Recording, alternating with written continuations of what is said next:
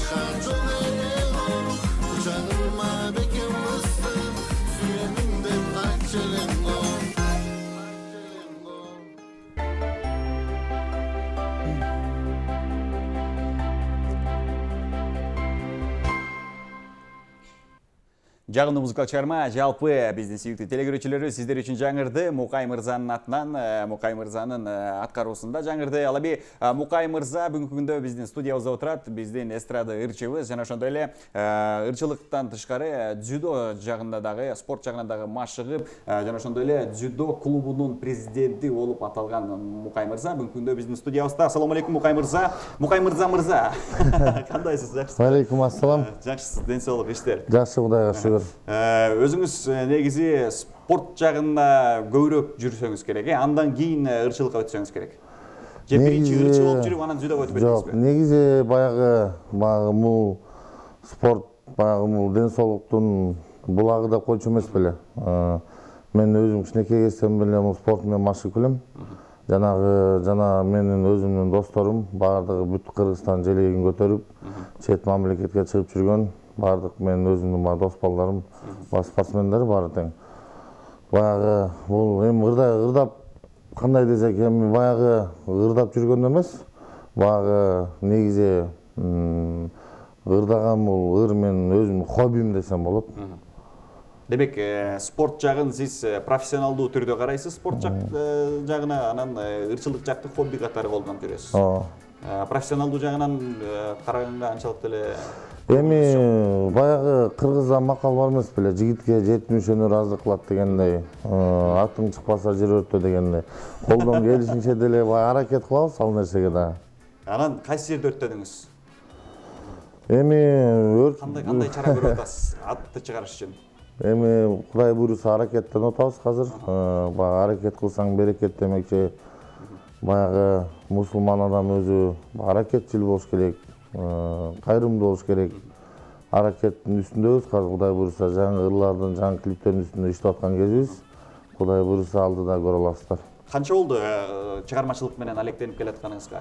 Биринчи клибиңизди, биринчи ырыңызды качан жаздырдыңыз эле, качан тарттырдыңыз? Негизи өзүм баягы бала чакта эле, 5 жашымда эле кичинекей кезимде видеолор бар. Алма кайык, өрүк дегенден илгери ыр бар эмес беле? Ошол ырларды ырдап жүрүшкөм. Баягы видеолор бар да. Анан негизи өзүм баягы гитарада 4-класстан бери ойнойм. Баягы кандай десек, баягы мен өзүм чоң атам дагы ырдачы. Чоң атамдан өткөн мураска деп ойлойм бул нерсе дагы. Андан Кудай буйруса ошол азыр аракет кылып буйруса жаңы ырлардын үстүндө иштеп аткан кезибиз. Качан биринчи чыгармаңызды качан жаздыңыз эле? Профессионалдуу түрдө өзүңүз ырдап, кичинекей кезиңизде алмалар эмес, профессионалдуу түрдө азыркы учурда клип тартып, мындай бир көбүрөөк көңүл буруп ушул нерсеге. Негизи баягы студияда ырчы дос балдар, инилер, карындаштар, достор келет. Алар мага таң кала беришет да. Негизи сен өзүң бир магнитиң бар. Сен мындай элге мындай жагымдуу мындай элди тартып турасың дейт да. Жылдыздуусуң деп. Кээ 6-7 жылдан бери ырдап чыга албай жүрүү. Сен 3 айдын ичинде ушундай результат көрсөттүңбү деп. Негизи уже ырдап чыкканыма 3 ай болду. 3 айдын аркы бергиси болду. 3 айдын ичинде канча ыр, канча клип тартып жибердиңиз? 3 айдын ичинде ырлардан бир 6 ыр жаздым. 3 айдын ичинде 6 ыр жазып салдыңыз. 3 айдын ичинде 6 ыр жаздым. Жана 4 клип тарттым. 3 айдын ичинде 4 клип. 3 айдын ичинде. Элдер 3 айда бир клипти 4 айда бүтүрүп атса, сиз 3 айда 4 клип бүтүрүп 6 ыр жазып салдыңыз. Эми баягы кандай Сыры эмнеде мунун, сыры эмнеде? Эми сыры баягы көрдүлөр комментарияларды окуп баягы 5 кол тең эмес дегендей ар ким ар кандай ойлойт. Баягы бирөө өткөндө бир комментарияда жүрөт. Акчасы көп бирөө болуш керек. Эми кеп акчада эмес да. Кеп баардык аракеттен, ниеттен да баардык нерсе. Баягы өзүмдү ушуга чыштагандан кийин баягы Мирбек Иманбеков, Султан Садралиев, жана Чыңгыз Турдубеков, Акбар дегендер баягы дос балдар болот. Анан баягы биринчи баягы сөз бар эмеспи? Биринчи жараткан Алладан корком, экинчи өзүм намызымдан корком демекчи. Баягы намыс деген ойнойт экен. Баягы эртең шылдыңдабасын, баягы сүйлөп жүрүп, баягы көрдүңбү, шоу бизнес кандай кыйын экен деп айтпасын деп, ошон үчүн аракеттүүбүз азыр Кудай буйруса. Иштеп атабыз. Султан Мирбектер менен көптөн бери эле дос болуп келатасыз. Алар менен көптөн бери эле доспуз. 2005-жылдан баштап эле. Жакшы, урматтуу телекөрүүчүлөрүбүз, эгерде сиздерде Мукай мырзага болгон суроолор болсо, пикирлер болсо, ойлор болсо, албетте биздин WhatsApp кызматыбыз иштеп атат. Телекэкрандардын алдында азыр жазылып турат. 550-32-32-87 сандарына өзүңүздөрдүн каалоо тилектер болсо, же болбосо суроолоруңуздар болсо жөнөтсөңүздөр, узатсаңыздар болот. Биз бул жерден сурап беребиз. Ошондой СМС каттардын биринчиси келип калган экен. Мукай мырза, саламатсызбы дейт. Жандуу үн менен ырдап бериңиз да дейт. Каракөз деген ырыңызды дейт. Каракөз деген ырды жаздырып, жаңыдан жаңы жашоо берип атасыз. Же бул жаңы ырбы? Бул Каракөз деген эски ыр. Сөзү Оonu Ташкент кызы Гүлдүгө таандык. Аткаруучу Мирбек Иманбеков досум ырдап чыккан бул ырды. Баягы Мен кандай десем, ошол кезде мага бул ыр жакчы. Кыялым бар болчу да, ушул ырдасамбы деген. Ошо Мирбек досуман сурап, ошолорду уруксат алып, баягы кеңешкен бармак комитетте макул эмес беле. Мирбек досуман уруксатын алып, өзүнүн аранжировкасын жаздырып, ошо баягы голос түшүрүп атканда да Мирбек катышып отурду башынан аягына чейин. Бака Мирбек баягы кандай десем, аткарып аткан адам өзү болду жакшы демейин чейин аракет кылып, ырдап ошо ырды жаздырдык да. Буюрса клибин тартып бүттүк жакында эле. Клиптин бүткөнүнө Кудай буюрса бир жуманын аткөрүсү болуп калды. Буюрса жакынкы арада көрө аласыздар. Бизге да чыштап кетесиз. Буюрса. Биздин телеканалдан жана башка телеканалдардан көрсөтөсүз жаңы клибиңизди. Өзүңүз кайсыл жердин кулунусуз, кайсыл жылы төрөлгөнсүз, туулгансыз дегендей? Мен өзүм Талас областында 3-чек айылында төрөлгөм. 1990 жыл болом өзүм. Шаардан чоңойгом, биякта окугам. Туулган жериңиз Талас, бирок чоңойгон жериңиз Бишкек бе? Бишкекте чоңойдуңуз. Бишкекте чоңойгом. Кайсы мектепте окудуңуз? Биз номер 1-чи мектепте окудум. 39-чу мектепте, анан 71-чи мектепте окудум. Эң сонун. Гитараны черткенди ким үйрөттү эле сизге дейт. Жана ошондой эле салам бир шаңдуу ырдан ырдап бериңизчи деп жиберген экен. Ырдап бериңиз да күтүп жатабыз дейт. Ырдап бериңиз да күтүп жатабыз деп кайра келип атат. Ырдап берелиби анда? Эми ырдап берели. Кайсы чыгармалардан ырдап бересиз? Өзүңүз кайсы чыгармаларды ырдаганды жакшы көрөсүз? Үйдөн отуруп алып, мисалы эч ким жокто ырдап калсаңыз керек. Эми негизи ырдай беребиз. Баягы кыргыз болгондон биринчи кыргыз ырдан баштайлы. Баарыңыздарга таанып аткан биздин агабыз Талайбек Бектурганов агабыздын «Кыялбай бир өзүңдү» деген ырын тарттырып койду. Эң сонун бир ностальгия болуп эстеп эскерилерден эмеси угалы. Мукай мырза.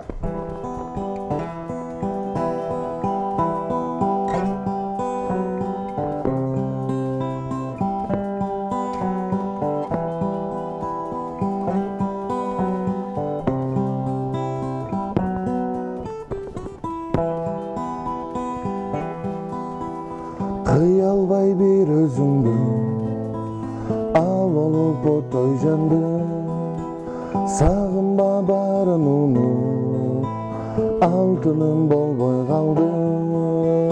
Канчалык күтөм күндө өрт болуп отко күйбө, мени кызыктырбай сен менин сүйгүм сүйбө. Канчалык күтөм күндө өрт болуп отко күйбө, мени кызыктырбай сен менин сүйгүм сүйбө. Дагыбы же? Болдубу? Мен жаңыдан рахаттанып берем. Ошонун дагы бир куплетин, ошондон эле. Биз дагы жолугарбыз, бирок сендик болбой. Акыркы коштошордо жүрөгүм узак бойдон. Канчалык күтөм күндө өрт болуп отко күйбө, мени кызыктырбай сен мени сүйгүм сүйбө. Канчалык күтөм күндө өрт болуп отко күйбө, мени кызыктырбай сен мени сүйгүм сүйбө. Сен мени сүйгүм сүйбө, сен мени сүйгүм сүйбө.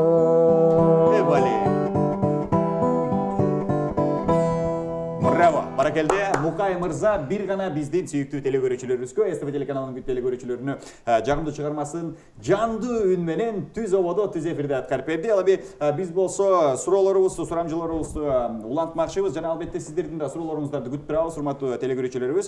Мукай мырзага болгон суроолор болсо, биздин WhatsApp кызматыбыз иштеп атат. Жибере бериңиздер. Үнүңө береке деген дароо эле SMS келди. Дагы кийинки смстерди дагы окуганга жетишели. Канча жаштан бери ырдап баштадыңыз эле деген суроо келген экен. Чынында эле 4-класстан баштап ырдап гитара менен ойногонду үйрөндүм дедиңиз. Негизи ырдаганыңыз канча жашыңыздан баштап ырдадыңыз? Ошо 5 жашыман башталды. 5 жаш. 5 жаштан. Бала бакчага барганда эле ошол жерден баштадыңыз. 5 жаштан эле баягы ырдаган бир видеом бар экен. Ошондо ырдап турдум 5 жашымда. Ошо 5 жашыман баштап эле ырдап, андан кийин убакыт өтүп 4-класс болгондо баягы кокустан эшикке чыгып калсам бир орус гитара сатып жүрүптүр. Корктуп алып койдуңуз? Жок, коркпой элем. Азыр болсо алып коет эле. Анан баягы содалашып 5 сом дейт, мен 400 сом деп ошо менен үйгө алып барсам. Үйгө алып барып, кайра үйдөн да содалашып, анан 3 сомго алган күн эсимде да. Ошондон бери эле алып, баягы шертип, көчөгө чыгып, байкелерден үйрөнүп, жактан бияктан үйрөнүп дегендей, ошентип үйрөнүп кеттик. Жакшы. Бир кандайдыр бир киши үйрөткөн жок да, бир киши. Ар кимден үйрөнүп жүрдүңүз, бир кишиден эмес, тигинден үйрөндүңүз. Жакшы. Эң сону, демек ошондо 4-класста сиз гитараны үйрөнгөн болсоңуз, өзүңүз 5 жаштан бери ырдап жүрсөңүз, мектепте жылдыз болсоңуз керек. Элдин баары тегерек.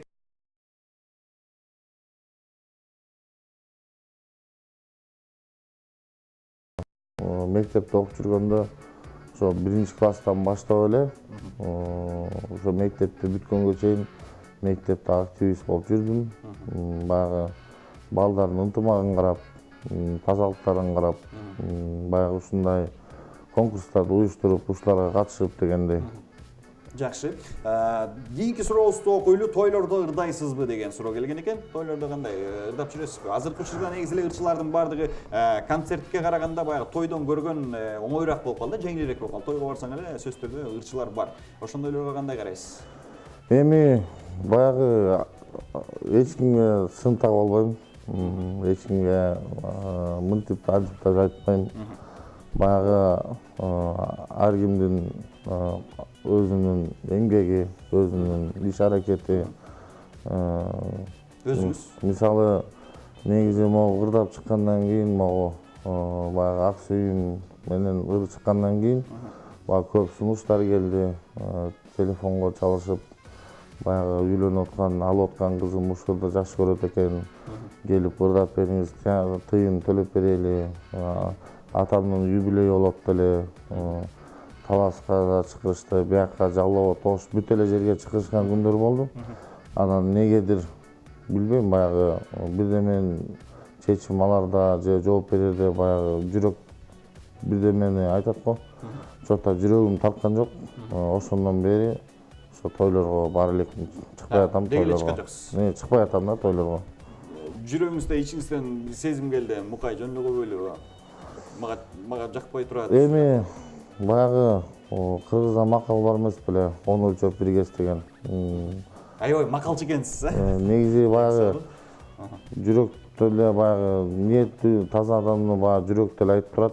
Ошо негизи тартпай койду да. Анан биринчи ошо чалган жерге барган жокмун, экинчи жер чалган жакка барган жокмун. Андан кийин уже принцип болуп кетти да, эми биякка барбагандан биякка барбаган, биякка деле барбай эле коеюн деген. Деги эле барбай эле коеюн. Деги эле барбай. Тигил жакка барып койсоңуз мурунку устарын кылат да, мага келбей коюн. Ошондой принцип болуп кетти да, биякка барган жокмун, биякка барган жокмун деп. Бирок чалышып, бир жумалап чалышып жүргөн күндөр да болду. Баягы келип бериңиз деп. Болбой койдуңуз. Негизи Мени укуңар келсе, анда эмне деп айттыңыз? Жок, мен эми антип деле айткан жокмун, анан акыркы. Жок, негизи эми баягы эл деген сизди угуп атат да, мисалычы элге тартуулап ырдап атасыз. Анан кийин эл сизди уккусу келет. Ошондой учурда эмне кыласыз сиз? Эл сизди уккусу келип атса эмне кыласыз? Эми ошон тойго барбасаңыз. Негизи баягы интервьюларга барганда ушул нерсени көп сурайт. Ошо Кудай буйрса азыр дайындалып атам. Буйрса жакын арада быйыл Кудай буйрса ошо концерт коеюн деген ниетим бар. Буйрса ошол жерлерде баардык ырларымды, клиптеримди буйрса көрүшөт. Кудай буйрса. Концерттен. Ошого дайындалып Бишкек шаарында болобу концерт же болбосо Талас жергесинде болобу? Өзүңүздүн ичи мекениңиз. Негизи буйрса ошо биринчи Таласка барып келсем деп аткам. Анткени аябай Талас жергесинде көп сунуш болуп атат. Чалып келиңиз деп көп сунуш болуп атат. Анан ойлоп жатканбыз, ошо барып биринчи Таласка коюп, баягы төрөлгөн жерден, туулган жерден, өскөн жерден элдин батасын алып дегендей. Андан кийин Борбор калабызга келип койсоңуз болот. Эң сонун туулган жердин батасын алып алып туруп, эң сонун биздин дагы телекөрүүчүлөр жиберген узаткан суроолор бар. Шаңдуурлардан ырдап бериңизчи деп дагы суранып атат. Ак сүйүү деген ырдап бериңизчи, уккум келип атат деп жиберген экен. Көк костюмчан байке сөзүбүздү окуп койбойсузбу деген мындай бир наразычылык болуп аткан экен. Окуп коелу. Ассаламу алейкум, гитарист байке деп жазган экенбиз. Бул телекөрүүчүбүз. Жакшы ырларыңды сосчу байке деп жазып жиберген экен. Окуп бердик. Телекөрүүчүбүз тарынбаса керек. Анда эмесе гитара менен дагы бир созуп бересиз окшойт. Себеби чын эле көптөгөн инсандар, көптөгөн биздин көрүүчүлөрүбүз суранып атышат. Гитара менен дагы бир созуп бересиз. Негизи ак сүйүүмдү суранып калышты. Көп сурашат ушуларды. Мен эл сурагандан тажабайт, мен ырдагандан тажабайм. Эң сонун ушундай болуш керек. Чыныгы артист ушундай болуш керек. Сураган элге ырдап берип туруш керек. Ак сүйүүмдү аткарып койду. Мукай мырзанын аткаруусунда түз эфирде эксклюзив бир гана биздин телекөрүүчүлөрүбүз үчүн. Ак сүйүүм сен элең го, сенден башка жок эле го. Кучагыма бекем кысып, сүйөмүн деп айтчу элең го. Ак сүйүүм сен элең го, сенден башка жок эле го. Кучагыма бекем кысып, сүйөмүн деп айтчу элең го. Ойго салып мени болду азгырба, жаратымды козгоп кайра жанчыба. Бактылуулук күндөр өтүп кет окшойт, сүйдүрөм деп кайра болбоу бара. Ак сүйүүм сен элең го, сенден башка жок эле го.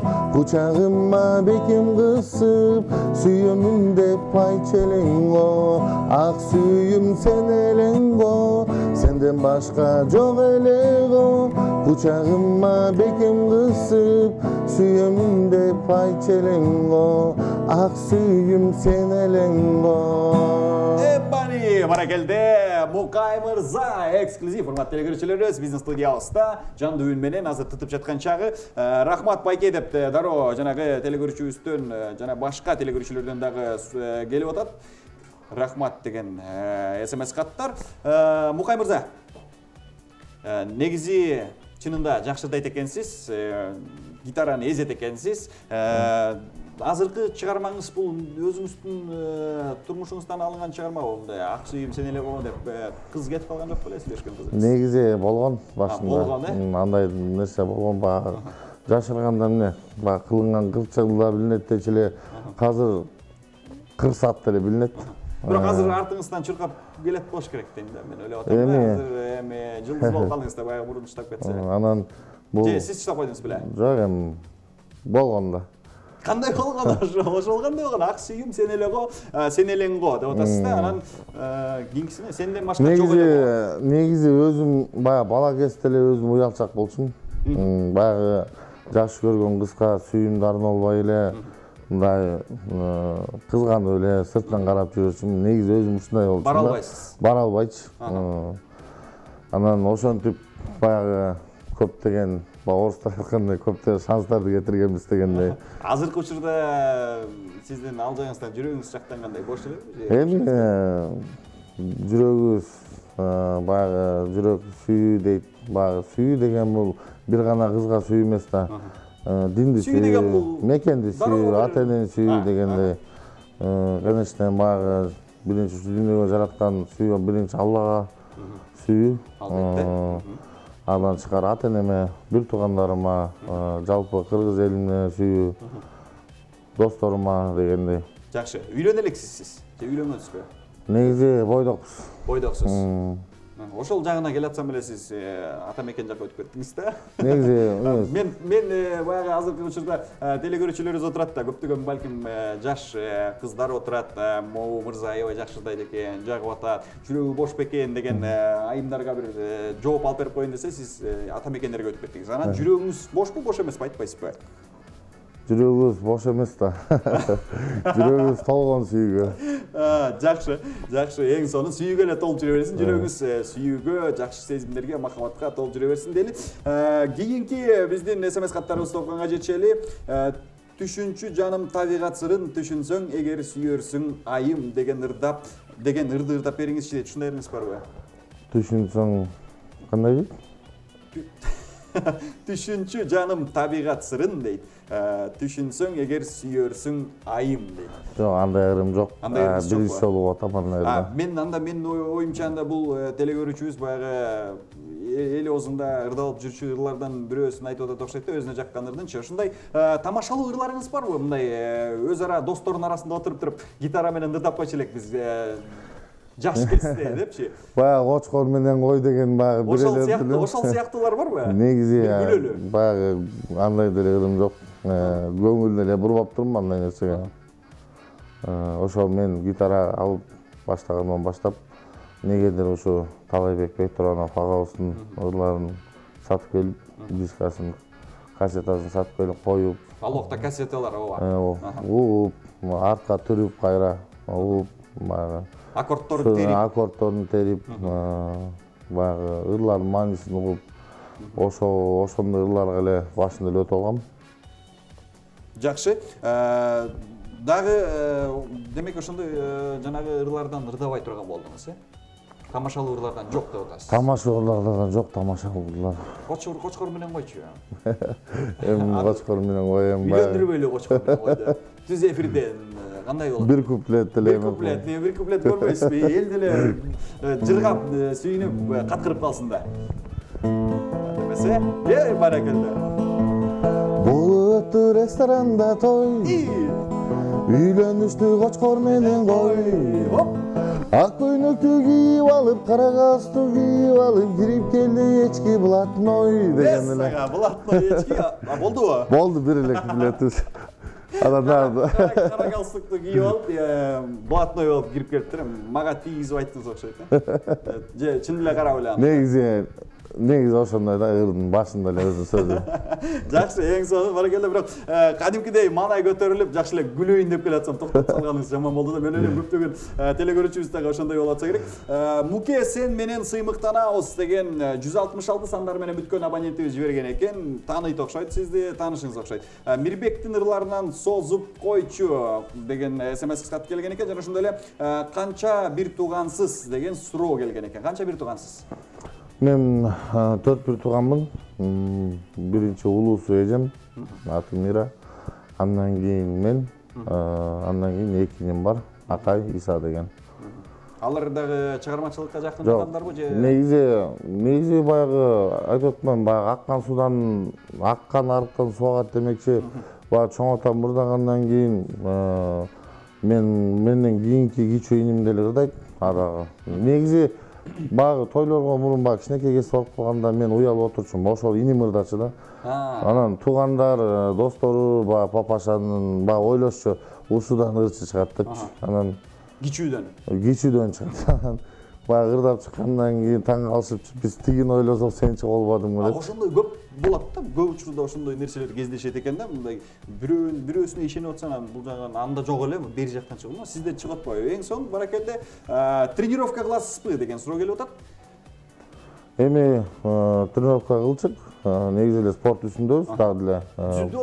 Дзюдо клубунун, дзюдо федерациясынын президентисиз. Дзюдо клубунун федерациянын президенти болом. Жыргалбек Сурамалдиев деген агабыздын атынан клубтун атынан.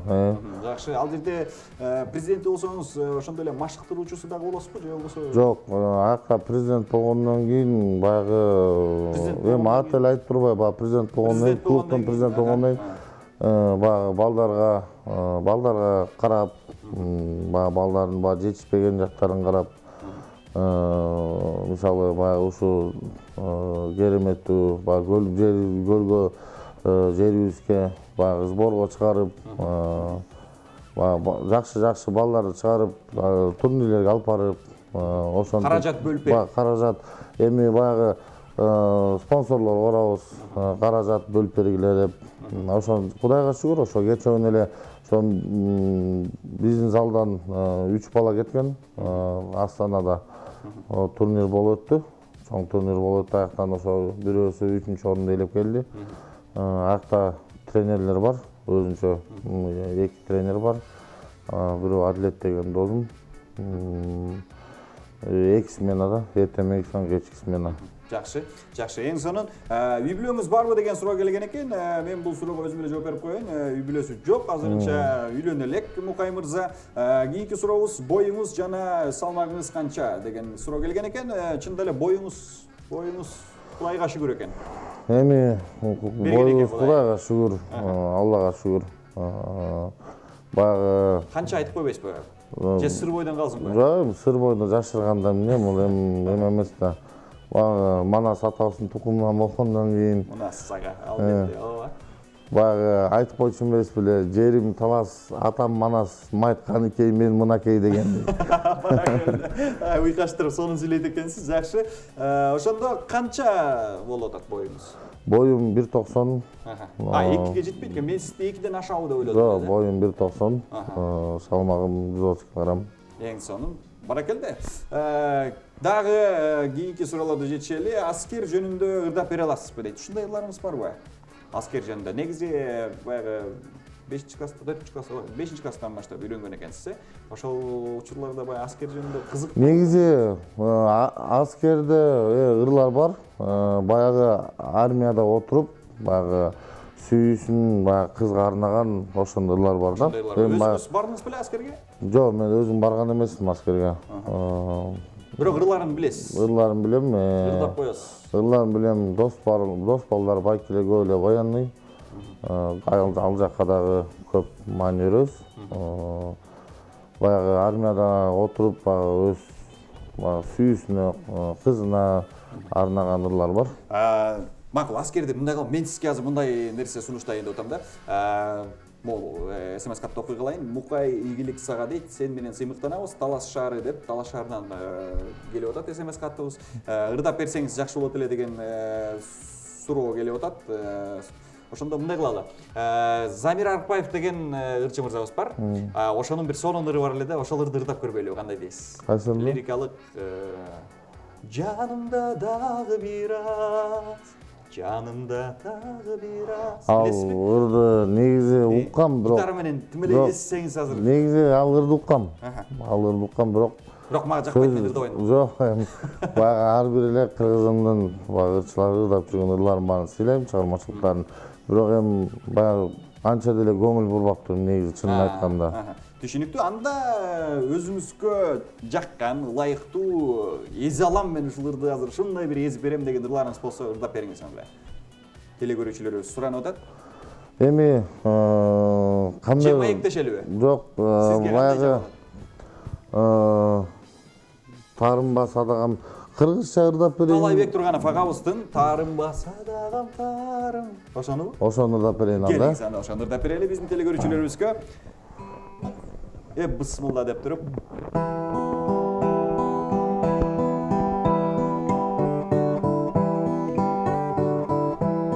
Керемет.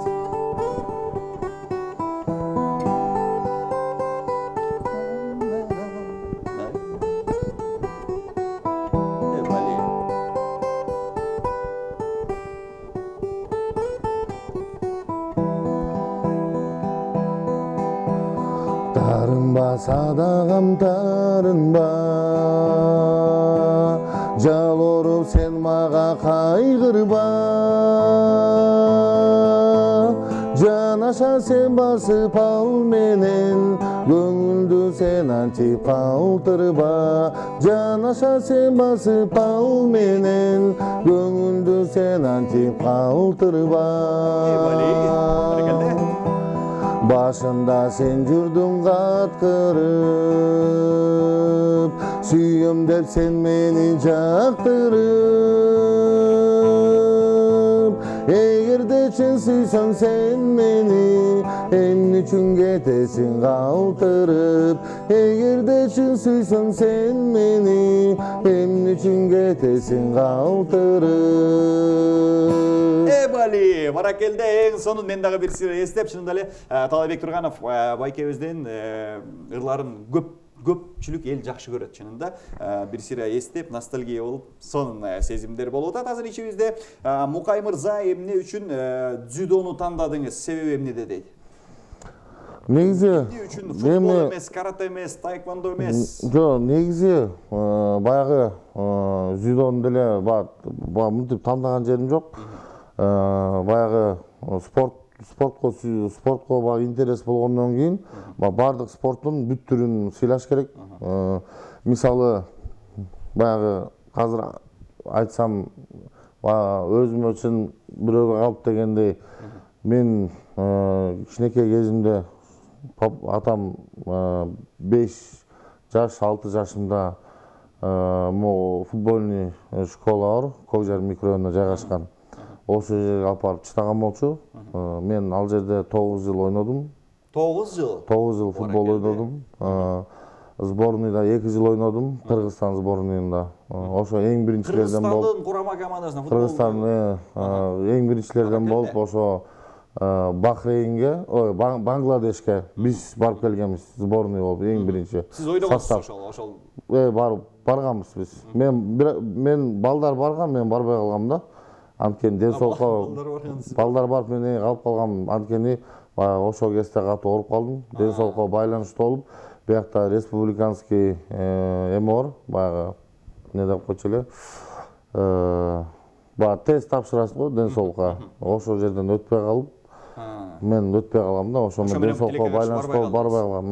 Болбосо барып туруп тытмаксыз. Барып келмекпиз. Андан кийин бардык эле жер, мисалы, күрөш боюнча чемпион, бокс боюнча, эрежес мушташ боюнча деле дос балдарым бар. Өзүмдүн баягы клубумда бүт эле спортсмен балдар бар, ыймандуу балдар. 5 маал намазын окуп, өзүнүн жумушун кылып.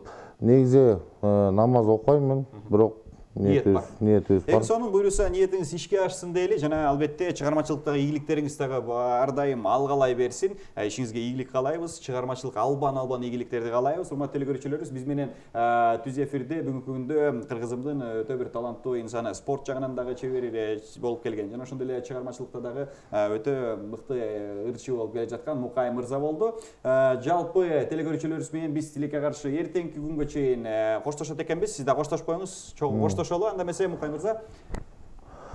Бардык кыргыз элиме, журтума, баарыңыздарга тынччылык каалайм, токчулук каалайм. Кыргызым эч убакта оорубасын, кыргыз жергесинде эч убакта жамандык болбосун.